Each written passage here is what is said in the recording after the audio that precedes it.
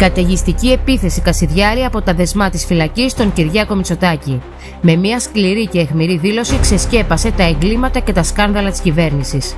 Μας αναφέρει τι δεν τόλμησε να πει ο Πρωθυπουργός από το βήμα της Βουλής.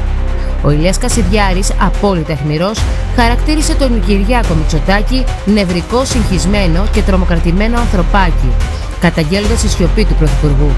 Πάμε να δούμε όλη τη σκληρή τοποθέτηση στο X. Νευρικό, συγχυσμένο και τρομοκρατημένο ανθρωπάκι ο Μητσοτάκης σήμερα στη Βουλή. Δεν τόλμησε να πει λέξη γεια. Εγκληματική οργάνωση της Νουδού στον ΟΠΕΚΕΠΕ, Βορίδης, Αυγενάκης, Φραπές, Χασάπης και ούτω καθεξής.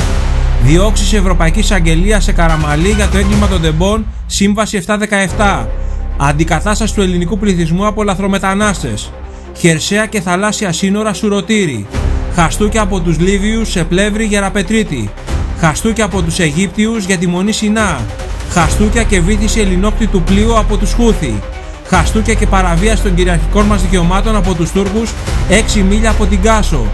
Επικύψεις Γεραπετρίτη και Μητσοτάκη στο Σουλτάνο Ερντογάν. Μισθή και αγοραστική δύναμη Βουλγαρίας. Ακρίβεια και κόστος ζωής Ελβετίας. Κατάλυση των ελεύθερων εκλογών και της δημοκρατίας με τους αντισυνταγματικούς νόμους του υπόδικου Βορίδη. Κατάλυση του κράτους δικαίου και της ανεξαρτησίας της δικαιοσύνης, σε παρένθεση κακουργηματική απόπειρα δωροδοκίας Τζανερίκο από Γεραπετρίτη.